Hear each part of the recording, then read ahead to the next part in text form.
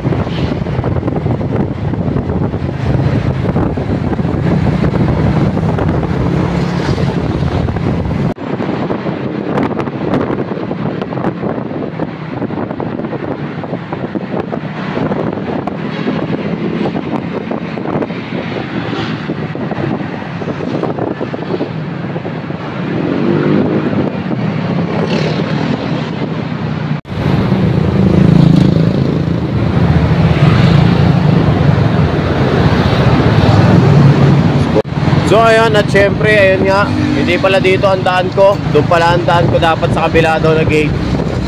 Dito sa may papuntang Alabang Hills. Dito sa kabila. So ayun, drive na tayo. At ride safe sa atin. At sana masoli natin to dahil student driving permit. Okay, see ya.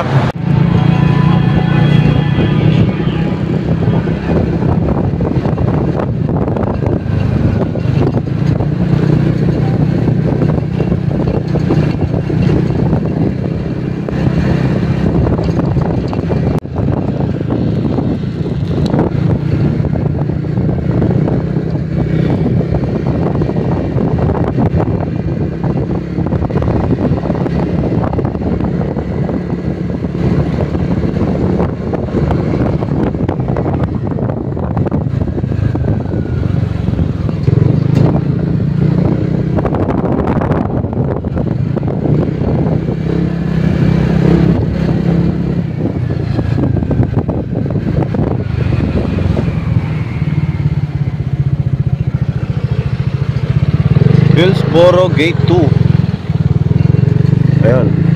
So ayun guys, at nandito na nga ako sa may guardhouse at bine-verify nila yung pangalan na naka-attach doon sa student license permit na napulot ko. So ayun, at tumabi muna ako dyan sa gilid dahil hiningan din ako ng ID, and ayun, hiningan din ako ng contact number kasi sa kasamaang palad wala daw doon yung may-ari, kaya iwan ko na lang daw dyan sa may guardhouse. Ayun. Ayun guys, at wala daw sila dito sa loob ng Hillsboro, kaya iniwan ko na lang doon sa guardhouse. Nag-iwan na rin ako ng number ko. So I hope na sana makuha ni sir yung ano niya dito sa guardhouse. And ayun, thank you. Salamat sa panonood.